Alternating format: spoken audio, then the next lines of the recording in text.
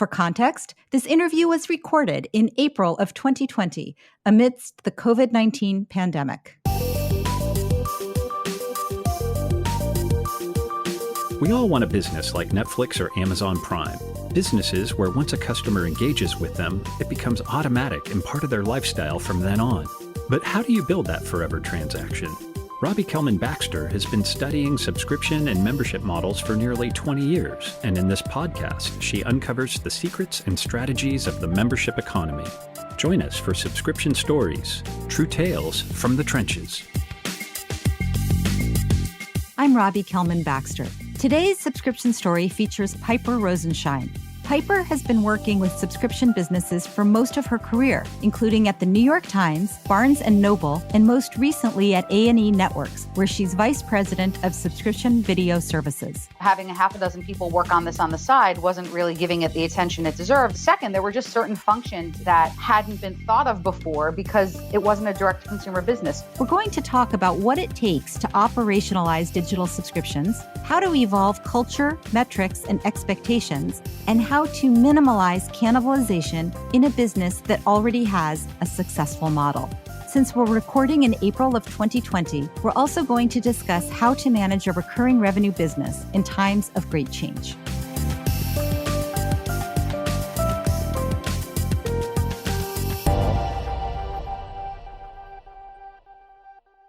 Welcome to the show, Piper. Thank you. Thanks so much for having me. So let's start with telling me a little bit about your experience with subscription businesses. Can you take me on a journey and kind of show me the breadcrumbs that have led you to where you are today? So I started my career in email marketing. Most of my clients were financial services and retail. And over the first several years of my career, I moved around a bit among those industries, including at American Express, which, although it is a financial service company, really is a marketing and membership organization. And a lot of the principles there are around building loyalty and building long-term customer relationships. After leaving American Express, I was at Saks, where I managed the credit card program there, the Saks MasterCard, another example of a loyalty program and building long-term customer relationships. But my first true experience managing hands-on a subscription business was at Barnes & Noble, where I managed the membership program.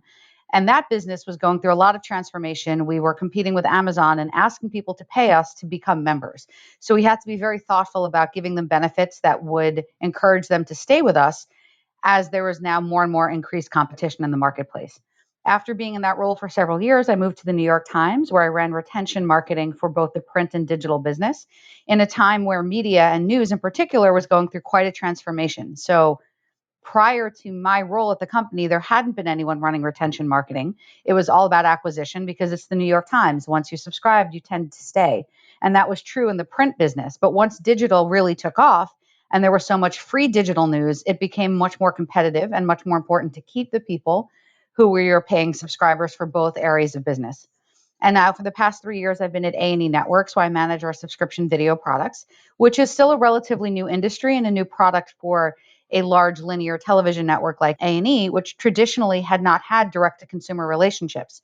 But now in the world of Netflix and Hulu and the Disney Pluses of the world, we are also in the game of having direct relationships with consumers. And that's where my experience has come very handy at a company like A&E. It seems like, your whole career has been around, deeper and deeper engagement and understanding of customers with digital marketing and then loyalty programs. I featured American Express in my first book, The Membership Economy, because they're one of the organizations that's been around a really long time and has always had that member mindset. What is it that's attracted you and kept you in this space? I think part of it is my personality. I joke, I left American Express 10 or 12 years ago, and I still use my gold card pretty much exclusively. So I'm a loyal person. I am someone as a consumer who, I like getting points. I like getting loyalty membership. So I think part of it is just appeals to me as a consumer. I joke marketing works and it works on me. So I get it. And I think that actually just makes this more interesting to me professionally.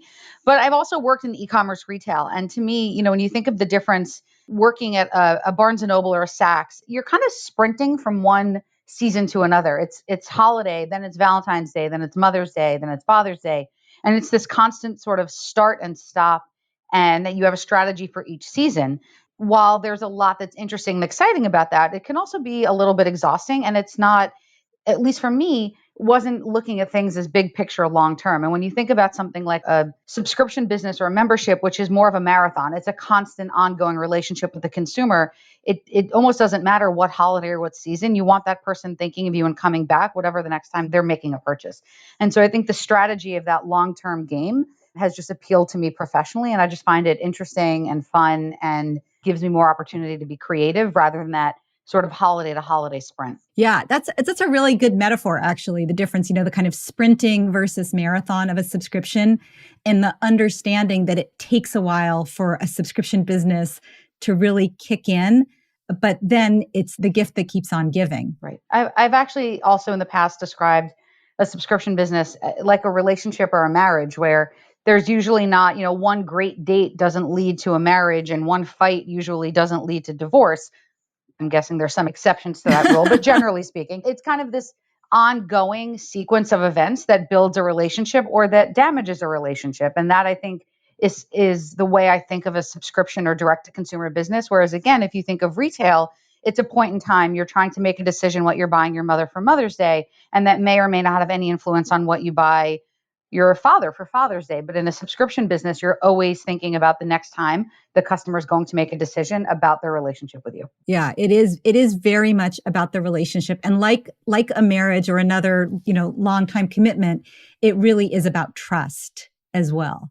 So you're at A+E now, and you mentioned in your opening that your skills and experience are really helpful, that even though A+E is a large, successful business, subscription is relatively new for them. So where were they with their subscription business when you joined? And what were the big challenges that you were asked to take on? So I joined the company in May of 2017. And at that point, A&E had already launched 2 subscription video products, Lifetime Movie Club and History Vault. They had launched about a year to a year and a half before I joined the company. And they were launched somewhat of a proof of concept. So we, as a brand, have the benefit of owning a lot of our content. And so we had an asset in our archive content, and we believed there was a market for it. But there were some people in the company who thought this was a gamble, it may or not work.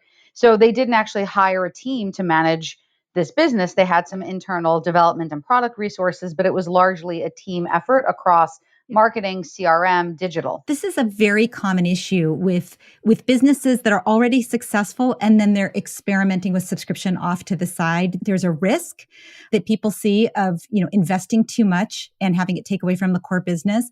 And also there's a real focus on the core business getting all of the assets. Yeah. So the company just wasn't sure. There was people who thought in 6 months this would end. There were people who thought there was a long-term future here. So initially they didn't hire anyone to run the business. And about a year into it, they realized that there was an actual business opportunity here. So both products had started growing organically on their own. There was positive customer feedback, but there was also a recognition internally that first of all, having a half a dozen people work on this on the side wasn't really giving it the attention it deserved. And it was actually taking those people off of other things that were also a high priority for the business.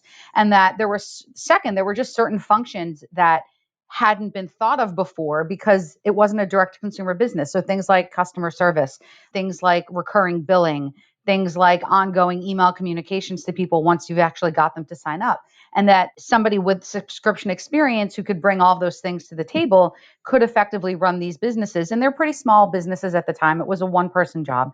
So I was hired essentially as the general manager of these direct-to-consumer businesses to come in and really look at what had been done, figure out what was working, but even more importantly, figuring out what's the opportunity here, what scale could we achieve, and what do we need to do to get there. And how were you received when you came in? You said that some people really believed that there was potential here. Other people either thought it wasn't a big opportunity or actually worried that it could cannibalize the healthy business that they already had. How was your reception, and culturally, what did you notice when you got there? Yeah, so I would say overall, A&E is a very warm company. And I think personally, everyone was very welcoming and were excited that there was somebody who came from a different background who brought something new to the organization. I would say in terms of professionally, the people, those half a dozen people that had been doing this as a side job were thrilled that they could now go back to their full-time job and have someone to really take this business that they put a lot of energy into and see it forward. And then I think there were some other folks that while they were personally very welcoming, there was, an element of nervousness that all of a sudden somebody was here to really drive these businesses forward. And what if that meant, taking resources or cannibalizing the larger business? So, I think there was a balance of excited that I was there and that I brought a new perspective and a new background, but also a little bit cautious. Is my being there going to now take things away from their business? Yeah, like a zero sum game and cultural worry. When you were new to Annie and you were working to win people over and build support for your nascent endeavor, what were the metrics that you focused on early on to show them? One of the benefits of a direct to consumer business is that you have data from every step of the journey. And when you think about a traditional cable business, we get ratings, but we don't necessarily know as much about the individual customer experience. So it was a great opportunity for me was to educate people about the customer funnel and be able to share with them data from each step of the way. So how many people came to our landing page to learn more about our product? How many of those people actually converted to free trial? How many of those people then converted to paid subscriber? How many of those people stay on a month over month basis?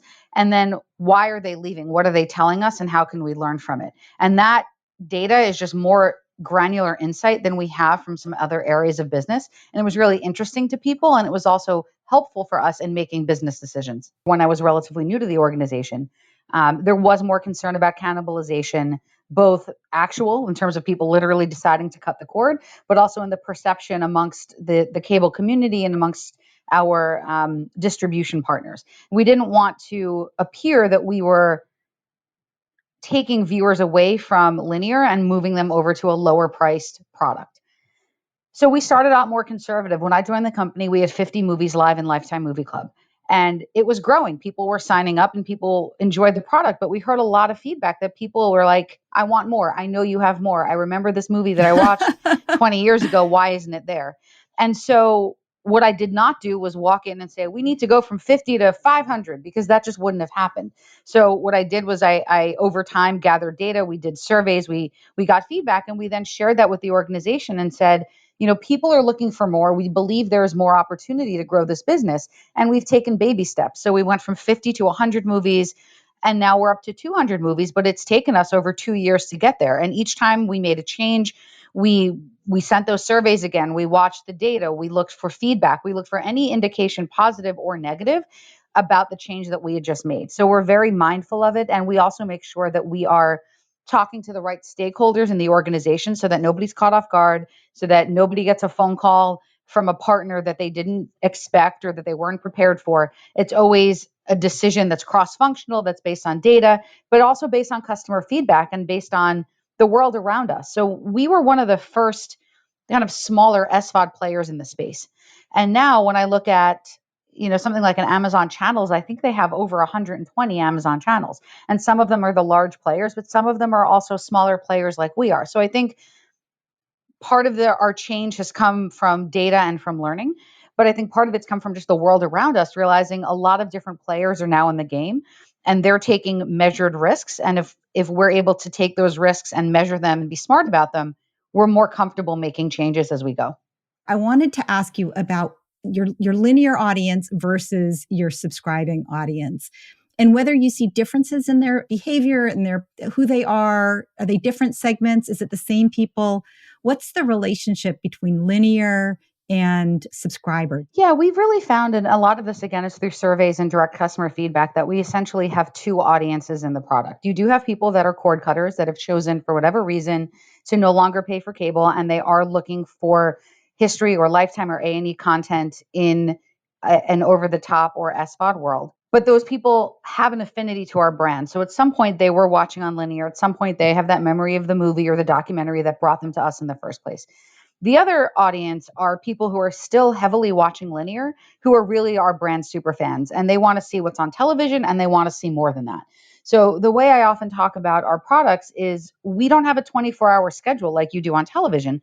We're endless. We can have hours and hours of content because we don't have 24-hour schedule. So for somebody who just loves Lifetime movies, she may watch what's on TV on a Sunday night and she's still looking for more. And that's where we're able to supplement and complement what she's watching on our linear with additional content, wherever, whenever she chooses to watch. Yeah. So you bring up, there's a whole bunch of really important points I think that you brought up there.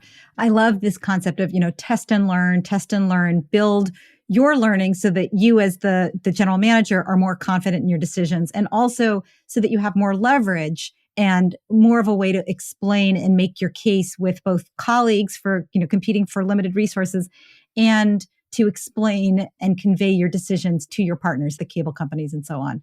And so I like how you did that in a very measured way. I like how you brought in the fact that what's going on in the larger world. I mean, streaming services have exploded in the last couple of years, and even lay people are starting to understand what SVOD is and what OTT is, and how most businesses that have content or that have channels to distribute content are trying to control the whole thing direct to the consumer. So what's on the horizon has really changed. And so I love that you're keeping an eye on the horizon with your telescope, but you're also using your microscope to really understand how your subscribers behave and how your linear customers that go through a third party are behaving, and being very cautious about how you evolve your business model. What's also been interesting is one of the things we've learned also through survey feedback is that some of our customers have actually told us that after signing up for one of our SVOD services, they're not only watching there, but they're actually watching more on linear because it's just reminding them how much they love the brand and how much they love the content. We feel like in some cases, not only are we not cannibalizing, we're actually strengthening because we're creating a super fan for the brand at large. And that we're just giving that person more options of where he or she chooses to watch. And that super fan, there's just more stickiness with the brand overall if you're giving them what they want when they want. Yeah, I imagine that was a surprise to find that. It was, but it's one that I think has been really eye-opening and really comforting as we've thought about making changes to the product. I talk about data a lot, and as much as metrics and viewing data and actual hard numbers are important, I think survey data and customer feedback is just as important because in data, you're looking for what you're looking for, but sometimes a comment, something somebody says in a survey is not something you ever would have thought of until someone pointed it out to you. And that's where you can find a real nugget that changes how you think about the business. Great. We've used some terminology here: SVOD, linear, subscription. Can you explain what those different terms mean and also what it means to cut the cord? Sure. So when we talk about the cord, we're talking about cable. So your cable connection. So if you're someone who's a cord cutter, you have cut that cord and you are no longer paying a cable provider for your television access. Linear viewers are people who are still watching television through their cable provider. And then when we talk about a subscription video service, those are people who are paying either through an app store or paying us directly through our website or paying through a channel environment like Amazon Channel for complimentary video content. So Piper, when you introduced yourself, you mentioned the vault at A+E, these assets of content that are so valuable and that people love. What has been the role of that vault in building out the subscription? Yeah, it's been a huge role. So being that we are still a smaller business relative to the company at large, and that we as an organization are very focused on profitability, had we needed to spend millions of dollars to acquire content for these services, I think it would have been very difficult, if even possible, to get them off the ground because you would have been making a very large upfront investment on essentially an experiment that may or may not have paid off.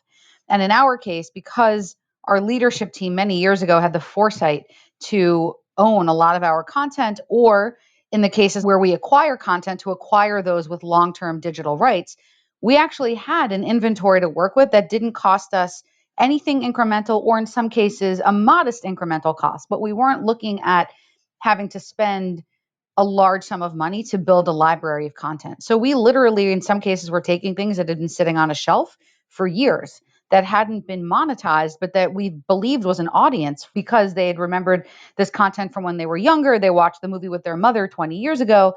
What we have found is that we have very loyal super fans of our brands, and we see it in customer feedback all the time. I joke that some of the feedback we get is so specific that I'm like, wow, I don't remember anything that detailed about any movie I've ever watched.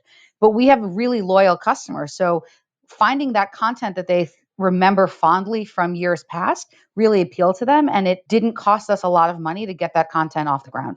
I want to move to this environment that we're in right now. April of 2020, most people in the United States and actually globally are sheltering in place, staying at home. And I'm sure that's had a big impact on your business. Yeah. Can you talk a little bit about what you've seen and what challenges and opportunities it's brought for you? Sure. So it's a little different for our different products. So with History Vault, we have what we consider to be, kind of educational entertainment content. And with so many students really of all ages at home now, we felt there was an opportunity to just give people more access. Our content's really more for like the high school student, right? So we're not competing with Noggin. We're not there for the 5 or 6 year old. And it felt like in the first week, there was just a ton of content for a younger elementary school child. So our content appeals to a different audience, but still an educational audience. So outside of just History Vault is something we're calling History at Home.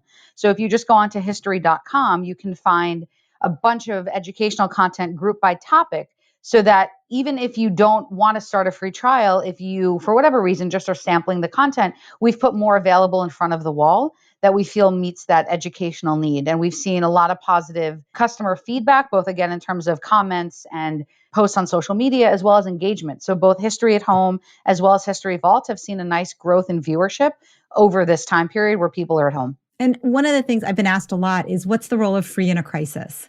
And what's your obligation to your existing subscribers? What's your obligation to tomorrow's subscribers? And what's your obligation with your community at large? So I guess the question I want to ask you is, and I don't want to put you on the spot here, but how much of this is like what I would call altruistic? We're taking care of our community. We know the kids need the history content. And how much of it is smart marketing?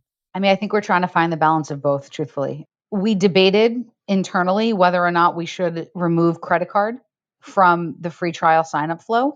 And ultimately, we decided to keep it in there for a few reasons. One, we wanted to get this up soon. We wanted to get the content available to people at the time that this started. We didn't know if we'd be home for 2 weeks, 2 months, who knows? It's been what now, 6 or 7 weeks, and I don't see us running around outside again anytime soon. So we just wanted to move quickly. And there was a logistical question of, hey, we're all remote right now. Is this the time to start changing our back end registration flow? But the other consideration was with or without a credit card, people might not want to go through a sign up process. They may just want to get straight to the content. And so that's where we thought of this sort of hybrid approach where we did the extended free trial still with a credit card, but we also made a lot of content available in front of the wall so that if you really just want to watch America, the Story of Us, which is a documentary series about the history of this country with your children, you can do that without having to sign up. But after watching that, if you want to watch more content about American history or ancient history or any topic, then you can go through, sign up, you get 30 days free, you can cancel at any time, and then you can watch more content. So we felt like we were trying to give you both the kind of altruistic, educational, no strings attached opportunity, but then for ourselves, still give ourselves some business outcome in the future by asking people to sign up and give us a credit card. Again, cancel anytime. We haven't charged you until your 30 days are up. Now, I'm pretty sure you don't have a crystal ball, but I'm sure you've tried to forecast what is going to happen when things go, back to the new normal or forward to the new normal and kids aren't necessarily at home studying. Plus summer is coming up. How are you thinking about onboarding for engagement? And what are your expectations around that with this totally unprecedented spike in usage? Yeah, we, to be honest, went into it focused first on history. We then added Lifetime Movie Club. Our hypothesis at the time was education is where people will be looking first. And in a few weeks, if this continues as it has and people are home, they're going to be looking for more of that entertainment content. And that's actually exactly what happened. We saw a really big spike in the beginning for Vault. And then a couple weeks later, we saw it for Lifetime Movie Club. So it was like people were like, you know what? I've seen the documentaries. I need to just tune out and watch something, a little bit more of an escape. We've just tried to be as nimble as we can be. So we went into it with a thought of how long we'd run the free trial. And we've already extended it twice because we just felt like what we were seeing in the marketplace, what we were hearing from our distribution partners, it just wasn't time yet to stop the free trial. So it's actually still running and will be for a bit longer. We're evaluating as we go. We've been really pleased with the number of people in free trial, and we feel like we do have an audience that's clearly come to us for content. The next big question is how many convert and choose to pay at the end of their free trial. And even for people who pay, how long do they stay? Are we looking at perhaps a shorter lifetime for people because after a few months, once hopefully we are able to go back to some semblance of normalcy, nobody's going to want to watch TV because that's all they've been doing for however many months at that point. So I would say from a financial forecasting perspective, we're being very conservative. So I'm not calling my finance partners and saying, hey, we're upping our numbers because all these people are in free trial. We just don't know. And I think the way we're thinking about it from that point of view is any upside is just that. It's going to be a pleasant surprise. It's going to be upside. But we're happy that we've been able to offer our content. We're happy that we have an audience. We hope that these people choose to stay with us. And if nothing else, we hope that when they think back to this time period, our content somehow helped them through it, either because it helped them educate their child, it helped them escape from reality for a few hours. So if there's upside financially, that would be great. If there's more loyalty to the brand, that would also be a huge win. What are some of the non-financial reasons, and how do you track whether or not you're achieving those goals? Sure. So financially, obviously, we're looking to grow the number of paid subscribers, which ultimately results in increased revenue. From a non-financial perspective, viewership, having people watch our content, having positive feedback about our content. So we look at things like reviews on social media sites. We look at app store reviews. We want people to engage positively with our brands and to think of our brands as part of their life and part of their decision-making process when they're going to go watch television. So in this time, again, we're hoping that some of these free trialists or a lot of these free trialists convert and choose to stay with us. But if we don't, if we've had more people watching our content, if that resonates with them and perhaps they choose to come back at a later time, either in a subscription world or in our linear world, we've still helped support our brand and expand our audience and reach. Okay, are you ready for a speed round? Okay, let's do it. First subscription you ever had? Probably Highlights magazine when I was a kid. Your favorite subscription now? Spotify. Your superpower? I'm pretty diplomatic, and I think that serves me well, especially in my current role. What do your employees and colleagues love about working with you? I'm honest. I give constructive feedback where I have to, but I also, don't beat people up. I try and balance the positive with the negative. I crack jokes at the right moment in a meeting. I think I'm generally pretty pleasant to work with, and I'm really passionate about what I do, and I think that comes through. What don't they like about working with you? I'm pretty persistent. When I have an idea and I think it's the right thing for the business, I don't give up easily trying to get my way. So if there's one thing that you want people to do or think as a result of learning from you, what would you teach them? I would teach them to think about the sprint and the marathon, as I talked about earlier. I've learned something valuable from every job I've had in my career.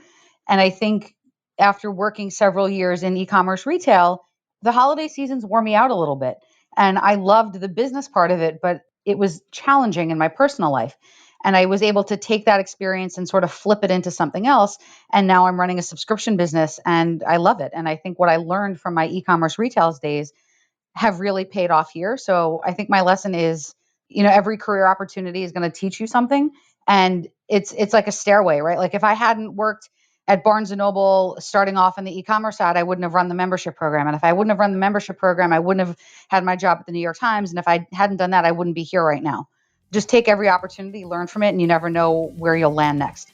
I love it. Thank you so much, Piper, for being our guest. We covered a huge amount, best practices in subscription, how to transition an organization towards subscription, and how to make the most and provide the most value in this very unique time that we're in right now. Thank you so much for being my guest today. Thank you so much for having me. And go home and watch a Lifetime movie or a history documentary. Will do.